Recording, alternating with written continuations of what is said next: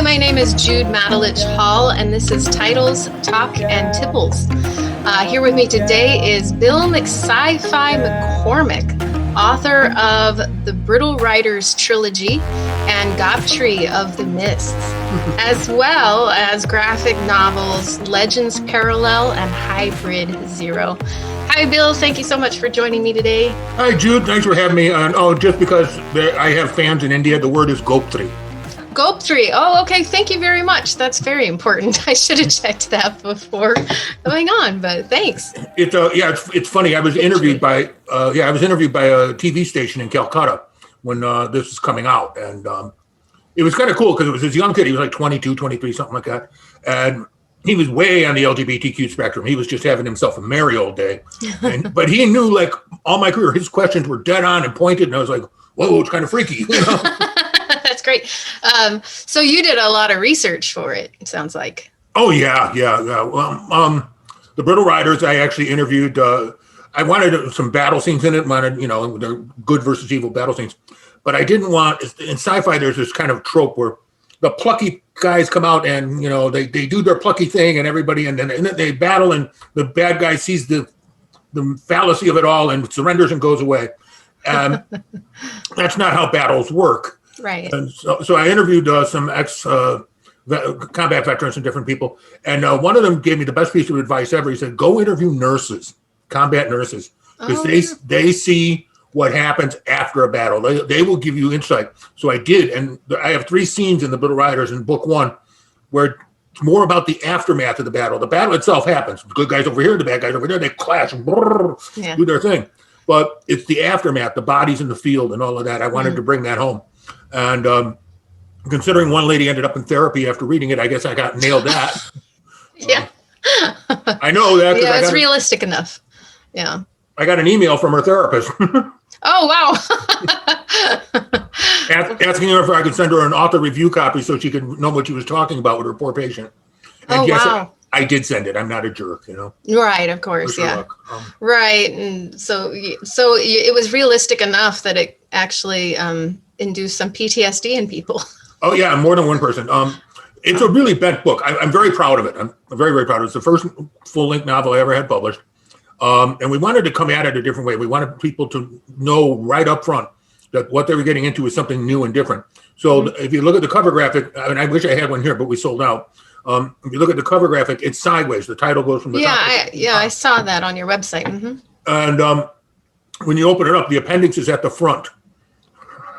It says you can skip it if you want. Most people, and everyone's like, "Oh, I'll figure it out as I go," and then they're like, halfway through the book, what does this mean? Right. So it is what it is. It's a very different kind of book. My first book out of the block. If we'd printed it the way it was originally written, it would have been 1,200 pages. Oh, wow. Because it's Aesop Chem is not run by idiots, so they're like, no, an unknown author is not releasing a 1,200-page magnum opus. Right. Yeah. that starts with the death of every man, woman, and child on the planet. That's your happy thought in this book. Happy place, happy place, happy place. So they split that into a trilogy, and that seemed to work. And now in England and Japan and different places, you can actually get it as an omnibus. Okay. You can order it online. No one's printing it up in advance, but you can actually order that sucker online, all 1,200 pages of it. Oh, wow. Okay. Beat somebody to death if you need to. Yeah. But Goptri of the Mists, that just came out a couple weeks ago, that's the prequel sequel to the Brittle Riders. In other words, half of the book takes place before the Brittle Riders. Okay. The other half takes place after. And because we were testing this out and we were getting into, I've never done connected series like this before. Mm-hmm. So we had beta readers who'd never read the Brittle Riders read this. And they got it. They understood what was going on. We got really positive results. Everyone took a deep breath, said, okay, now let's move forward with this. And now it's out. And so I'm happy with that. And copies are on their way to me because I'm the author, so I get author copies. So that's cool. That's really great because, that's a hurdle for some writers that are doing series is like, can a person pick up a book anywhere along the series and know what's going on? And that's my goal. And I've read lots of writers that had series, but you could start anywhere. And but some writers can't quite do that. You know, you have to read it from the beginning. So that's great that you succeeded with that. Well, the Brittle Writers, you need to read book 1 before book 2 before book 3. Because it's a linear story. It's literally, it starts at the beginning. Book 1 is the beginning. Book 2 is the middle, and book 3 is the end. That's how it works. Right. It's a single story. Gothic of the Myths, on the other hand, is 2 non-linear stories wrapped around the one that only gets incorporated by reference every now and then. I sound like a lawyer there. Incorporated by reference herein, Your Honor. That's fine print. Right, but the 2 stories themselves stand alone really well, a lot better than I expected. Because when I'm writing them, I'm like, well, I know what's going on. Right. But other people know too, so that's exciting. That is, yeah. And I love one lady. She's a PhD. I forget her name, but she's a literature English PhD, teacher's PhD, college level, you know. And she wrote a review for it and sent it out because Amazon wasn't taking reviews on my stuff for a while, so she just sent it to me. And it's this beautiful review. It's just like, she's like, this is our world and not our world. This is our place and not our place. And I was like, yeah, you got it. And she's like, and she goes, and I want more. I've read 4 books now and I want more. Oh, nice. Will there be more in the series? 2 more. 2 more. Fantastic. It's all written inside your head, isn't it already? Oh, no. Book number 2 is already being edited, and book number 3 is getting through beta readers. Oh, fantastic. So. Right on. That's exciting. Do you have titles for those, or is it a secret? Yeah. No, it's Gothic of the Myths, Kitab Ek, book 1, Kitab Do, book 2, Kitab Tre, book 3. Oh, okay. And Kitab is Hindu for book. Okay. So I literally named them book 1, book 2, book 3. I just did it in English. That's great. I'm not really good with those, like, you know, you read about Elgamore, the Flamblepper of Zorna, Monkerdon Chronicles. I'm like, book 1, man, just buy it. It's book freaking 1. Yeah, I have the number on it. Mine are the Eversteam Chronicles, and then I have little subtitles. But I like the book 1, 2, and 3, and that's simple. But I like that you used the Hindi language for that. Yeah, it was fun. Well, and my Indian friends would have killed me if I didn't. I have quite a few of them. And as a matter of fact, one of them, this gentleman named Manish and his wife Artie, became principal characters in my book. I wrote to them and got their permission. Oh, cool. They're really cool characters. And I was like, nice. When I was thinking of them, the real Manish and Artie, I was thinking of them as I was writing the fake Manish and Artie. You know, like in the real world, Manish does not have 4 arms and he's not colored blue. He's, you know, typical regular Indian. Yeah. And his wife doesn't have 4 arms, and you know she's whatever. But the personalities of the characters came through. So I asked his permission, and he said, "Yeah, go for it." And so there's a scene in there that happens after a major battle, and it's like there's been death and destruction and everything around. And I was trying to figure out a way to show people that their world had changed. So I took a traditional Indian wedding, which is like a 7-step process with right. And I took it and I turned it into a gay wedding, which is still illegal in some parts of India. Oh, good. And I did that, and I ran it past a couple of people I know that like work for the Indian Council just to see. And they said, "Oh, you're going to catch a lot of flack, but you'll probably sell a bunch of books once people realize it's there." So, because India's got the same kind of gay community everybody else has. You know, there's a certain amount of people who are just gay. Right? Yeah. So, simple. Deal with it. Yeah, and then, I brought this out because of your cover of Book Street. So yeah. Yeah, it's it started out as a piece of stock art that I then just went absolutely nuts with. The colors are all different and the flames are different, but it's a great cover. It is. It came out like I sent it to our publisher and I was like, do this, do that. And the only thing she wrote back, because I had it on the top, just go through the mist across like a bar on the top, and she's like, "Oh no. No, I want this thing go through of them. You know, I want it big, and I want your name big on it because if you read the Brittle Writers, my name is not on the front cover. I don't have that kind of ego. It's like, okay, there's my book, buy it. You don't need to know who I am. But I guess some people do. So she's working on that with me. It's a work in progress. When Splice got done, that actually got done with Watchdog Entertainment, and the Ty Feimster, the CEO of Watchdog, was like your name goes on the front. It's in a high contrast ink, and it has to show in a font that'll show up in across room, like people have to be able to see it. And I was like, okay, so no small letters, no hiding it, no putting it off to the side. Right. Yeah, but at the same time, you know, your covers are very tasteful too. So it's, you know, I know I've seen a lot of covers that I don't understand where they're coming from, as they have a really chaotic background and then weird color on top of it that you can barely read the title. I got one the other day. Somebody sent it in to me. They wanted me to review it, and I sent it back to them without opening it, because it was blends of gray and pink, which is actually could be really cool, but not this time. Not this time. And they were done with dark gray letters, and I think they were going for that. Hey, we're really cool artist effects. Even with my glasses on, I couldn't read what any of this said. It was just a blur. It's like, oh gosh, yeah. Go try again. Go away. Yeah. So I mean, no. This I don't know if you've seen this. Yeah, you've seen this. Yes. Slice. And this, tell you a great story about Slice.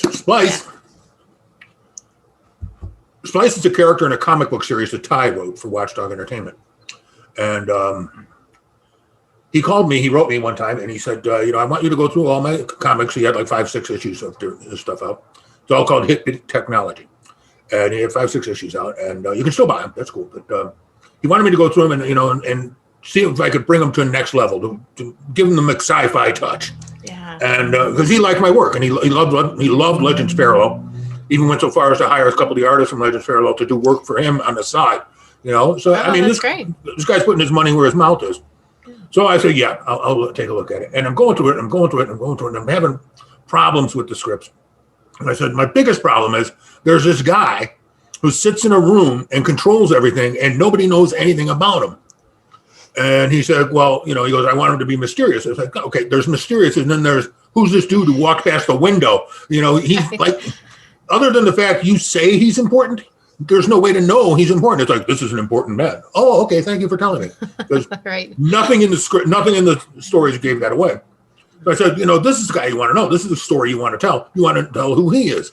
And he said, all right, well, you know, give me a shot. So I sent him, I think, 10 pages of what I expected to do in the comic book. And I have a kind of a flat rate for the, you know, writing for other people's comics, so that way things don't get weird. And oh, right, yeah. You know, 'cause I don't own the copyright; it's somebody else's stuff, you know. Anyway, so I sent him the 10 pages. He writes me back. He says, you know, I'm reading this. He said, your script reads like a movie script. He goes, it's not like, he goes, I've read a lot of comic book scripts in my day. Yours reads like a movie script. Well, that's how I write. That's how I write for Hybrid Zero. That's how I write for Legends Parallel. That's how I write for everything. And he's like, write me a movie. I'm like, excuse me? You know, the budget on that the budget on that kind of goes higher than comic strip. He's like, fine, here's a check. And I'm like, okay. Fantastic. Not arguing with the man who's writing good checks. No. That's what we're all looking for. So I write the movie. And I kind of circle back. I'm like, you know, I got the movie done. And we had a peer-reviewed guy named Captain Josh Grenard peer-reviewed it to make sure I had all the military scenes correct in it and everything. He's a combat veteran, served in Afghanistan. Oh, very good. And I wanted to make sure, like, the sound of the tanks is right. The sound, because there's a lot more contemporary military, and I wanted to make sure I had that feel. Like, if you've been in service in the last 20 years, you would read that and go, yeah, that's exactly how it is, you know. So I got that, and he loved it. He's become a fan of my stuff now, so that's cool. Oh, that's great. So we got that. I got it in the script. I got it. I sent it out to Ty. Ty's like, my God, this is one of the greatest things I've ever read. This is incredible. I love it with a passion. And so I circled back. I said, you know, we should have some sort of intellectual property to tie to it, at least so we can bang the two off each other. Sure. I said, let me finish up the comic book. He goes, no. I've been reading some of your other stuff online. You're going to do a much better novel. And so, wow. So I'm like, okay, but novels take a lot more time. You know? Yeah. And he's like, well, how about this many dollars? And I went, oh, that's a good number of dollars. Okay, I'm writing a novel. Here I go. That's great. Because like in the movie, there's a thing. It just says bad hip hop playing in the background. Mm-hmm. I can't do that in a book. So I did this, and I've actually had people vote this. Yeah, I read the first chapter. Yeah, it starts out with lyrics. Yep. The whole thing is there's not a single thing. It's just hippity hoppity until you droppity. Daddy needs a new pair of shoes, so you bitches better pay your dues. We're all going to party like we got pockets full of dimes. On and on. It's some of the worst hip hop lyrics ever. And I'm friends with a lot of rappers. I grew up when I was in the music business in the 80s and 90s, and I got to meet and hang out with guys like Melly Mel, Grandmaster Flash, and Furious Five. A lot of the guys from just never mind. We're getting into name dropping here, but I know a lot of rappers. And I know and I know a lot of contemporary rappers. So I was like, what can I write that would be an absolute insult to their wonderful, glorious careers? And this is what I came up with. That's great. Yeah, I was reading it, wondering. I was like, is this a real song? It can't be. A real rap? It can't be. This is horrible. No, it's meant to be horrible. Yeah. It's meant to offend, and then as you read the rest of the book, as you read the rest of the chapters, like, oh, this fits in perfectly with these characters. Okay. Because mom and dad in this book are just not the nicest people you ever want to meet. They beat little Robert and just do all sorts of horrible things to him. Yeah. And he sends him on his path to become Splice. So. Oh. Well, and that's important. Yeah, so the book I'm writing right now, I start with my when my characters are young and one of my characters badly abused. And so it's really important, I think, to show why a character follows the path that they follow. Well, yeah, and where they're coming from. And where they're going. And with Splice, I decided I was talking to a couple other authors, and when I was putting this together, and the one thing they all agreed on was like the common trope, especially now in Hollywood. It's like you show the kid get abused at 8 or 9, and you pick their life back up wherever you need them to be as an adult. They're 20, 30 years old, and like still angry. Okay. Right, yeah. They're like, if you can get around that in any way, don't do it. So I split Splice into 5 parts, and I wrote each part separately, and then came back and put them all together. And I did that for the movie, not the novel. Oh, okay. So there's this very linear timeline of this young man who starts out with a ring cutting his face, and he's bloody and left in he's left in I don't know, not Boise, Idaho. Anyway, he's left in this small town, and he slowly but surely starts getting control of his life. When he was with his family, he had no control, and now he's all on his own, and he's like, but I can do this, and I can do that, and I can do this. And I do it all in little steps, little things he learns, things he discovers he's good at. Josh Grenard, the captain from the Army, said, he goes, you just printed a manual on how to make a terrorist. Congratulations. He goes, he goes, this is dead on. Wow. Well, I'm not, I don't know. I feel like I like to read about characters that I know more about. I don't want just a character to come out of the blue. I like the idea of showing a person evolve or devolve, whatever you choose to do. It's like, let it make sense to me. I want this to make sense to me. Not everybody that is abused becomes a superhero now. But also, it's like, there's different paths and they make different choices along the way. And so I think it's great that you took more steps than just here they are as a child and here they are as an adult. Well, I mean, as the police said in the old horror story, it was like Jeffrey Dahmer came from the most normal family in America, So, anybody can come from anywhere. But I wanted not to just be like justification for what he becomes, because that's trite. I wanted it to be something he earned. I wanted his ability to be a supervillain, something he earned, something he controlled, something he went through. And we talked off screen. I actually interviewed mobsters, members of the real mafia, not like those crazy ones you see at ice cream shops and talk to you funny. I mean, I'm talking like going into the basement of bars where they have a steel door that locks behind you and a dude carrying a 45 just leaning back going, you need a cigarette? No, I'm good. So how did you get in? Well, I grew up in Melrose Park. Yeah, okay. I grew up in Melrose Park, which is pretty much a mob town. Okay. It's like every mob investigation that ran through Chicago stopped in Melrose Park. There's no way around that. So, and even when it's a little kid, you're like, that guy over there, he does something with the mob. He knows he's with La Familia. So I know these people, but I'm not in the inner circle, so I had to, be vetted before we went and did stuff. Sure. But there are mob scenes in Splice, and I ran them past these guys, and 201, they were like, "Yeah, you got that right." Because there's a scene in there, and I don't want to give it away, but there's a scene in there where young little boy who's basically doesn't have a name up until this part of the book. Okay. He gets his name from the mob. They name him, but he's been stealing from them. Ooh. And they caught him. Uh-oh. And they're going to kill him. I mean, that's, what the heck? We're going to kill him. And the old grandpa guy looks at the kid and he goes, "I want to know everything. Tell me everything. How you got here." He goes, "Where you took a dump? I want to know. Tell me." And the kid's like, "I got nothing else to live for." So he does. He tells him the whole story of how he got there. And when he finishes up, the old man goes, "I could smell a lie. You told me the truth. So now your day gets better." And then they start this bizarre relationship because he's like 14 years old. He's a black kid. They just beat the snot out of him. So he's been laying in an alley bleeding to death. And now this old mobster's like chain smoking cigarettes going, "Yeah, we can work together, you and I." Yeah. But the way that scene is set up plays perfectly. It plays honestly. It plays truly. Mm-hmm. And so I was really pleased with it. And then anyway, last year we were going to do the movie, but of course we had a pandemic, and getting insurance for shooting in outdoor locations was like zero chance of that happening. You're going to go where? No. Right.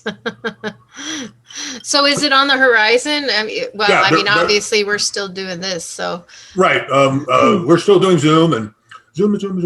Yeah. And there's a copyright violation for you. Anyway, so we're still doing Zoom. But they're hoping to do it this fall. Okay. I mean, as a writer of someone who did the film, I don't get paid the what they call the security money until they start shooting, until they put everything production into Advantage. Right. So there's a check sitting out there somewhere with my name on it that's not coming here yet. So I'm looking forward to that day. But I'm actually looking forward to seeing this on the screen. This is when I write the Brittle Writers, when I write Go Up to the Mist, I write these very world building exercises. They're very detailed. They're very deep. There's a bar scene in the Brittle Writers that is more in depth than most romance novels. It's really a lot packed into that. The author Steve Silver said he was talking about me, and he said I pack more into 12 words than most people pack into 12 paragraphs. He goes, "You're constantly having to roll back and go, wait, what? Huh? What?" Yeah. But in a good way, because it's like stuff unfolds around it. Mm-hmm. And so I wrote a 300,000 word book with terse sentences in it. So got to pay attention. But but it works. It works. And it's different because I write comic books. I write graphic novels. I write stuff for anthologies. I'm in a bunch.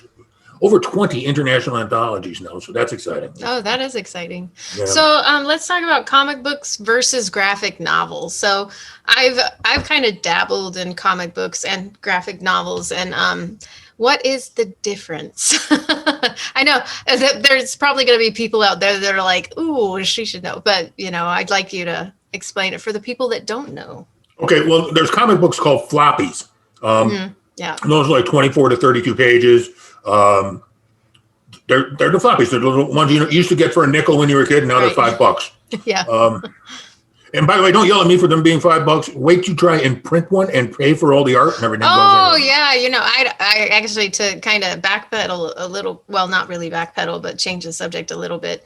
I have no problem paying for good art. And it's like we wouldn't walk into an art gallery and ask, can I have that for 99 cents? And I think the illustrations that go into graphic novels and comic books, and writers that write a whole novel, it's almost that we're all kind of fighting to get a foothold in the art community in a way, because there's a large amount of people that don't think it's worth anything. They want that 99-cent novel off of, I won't say any specific companies, but and so I don't know. I wouldn't blink to buy a comic book for $5. I'd have no problem with that personally. Well, I see on your table behind you there, you've got the Poe anthology I was a part of.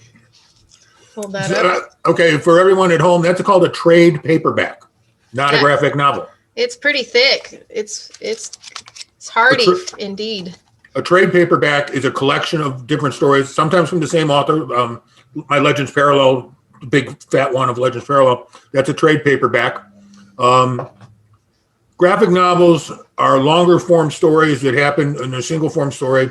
They range from 40 to 50 to 100. I've seen them 200, 300 pages. Those are a single epic story contained within front to back. It's a graphic novel. It's a novel that just has pictures in it. Mm-hmm. It's the best way to look at it. Yeah. And the reason they separated trade paperbacks out from graphic novels is so that people knew when they were getting trade paperbacks, they were getting multiple stories inside of one big volume. So I get a collection of short stories or a collection of different things. And like with Legends Parallel, we did the trade paperback, in which got the first 3 issues of the book, and then the body model for the character Ocean, which is one hot looking character. Your characters are mighty hot. Thank you. But in the case of Legends Parallel, there's a real woman who looks like that, and oh wow, and she's my friend, and so she modeled for it. She wore the flower bikini, and we've got videotape of her with like flames instead of flowers, and it's fun. She enjoys the part immensely. Yeah. And but yeah, her name's Feisty McCall Brown. She's a model out of Memphis, and love her dearly. But she and her modeling agency at the time was VIYP out of Michigan, and Sherry Vanilla Hardy owned that, and she hooked us up with all the body models because we had a little problem when we were doing Legends Parallel. I'm in Chicago. Aditi Sambaba is owned by a black man in Chicago. The lady who's helping with the editing, Dorothy Jean, is Haitian. And the artist, Brian, the owner of Aditi Sambaba, the artist he wanted to use was Hungarian. Okay, this is true. When we started this novel, there was one Hungarian citizen of African descent. Oh. Leslie had never seen a black man before. I mean, he'd seen him on TVs and stuff like that. But, I can't go around drawing Chadwick Boseman into my story because people are going to sue us up the butt. Right, yeah. So we got all these pictures of the models doing different poses and doing different things and sent them all to him. And he used that as his basis for creating all the characters. And it came out great. Nice. It's just like, one more hurdle to get something done. But sure. It's really, I mean, the novel, Legends Parallel now is out on a company called Nerdonatics. They distribute actually all my comics now. And they've helped us. We're looking at being released in France and England really soon. Oh, that's great. They're covering all the Southwest United States and branching out across the rest. But they're doing it with a plan, so it's not just like throwing stuff up and praying with God it comes back. Right. You're making sure you sell enough in one area to support sales in the next. And if that's a little slower, that's fine because that means there's always money there to make it work. Right. So that's important. But yeah, so we got that. Now the other one you mentioned, Hybrid Zero. Mm-hmm. Oh God. Cyril Brown, who is an amazing artist, just absolutely amazing. He suffers from schizophrenia and he lives in Memphis. And he has trouble relating to stuff. And his problem is he sees all this really cool stuff in his head, but it doesn't make it to the paper. There's like gaps. So it's like, she walked into the room, she walked out of the room. What happened in the room? Right. Well, I think in a way we kind of all have that problem, right? Because our brains work so much faster than our fingers do. Right. No. We all have to be careful of that, but perhaps him a little more. Yeah. Guilty as charged at my end too. That's why God created beta readers. What the heck? Yeah, exactly. I actually had a beta reader write me back, go, why didn't he have a stamp?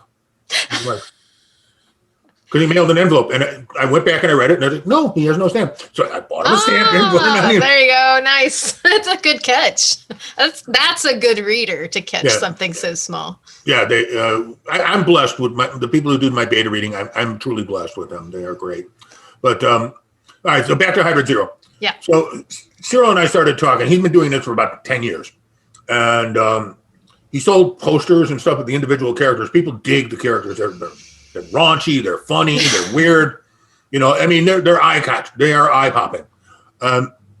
So we started putting some stuff together, and I rewrote one of his stories, and that became the Juggernaut #1 graphic novel.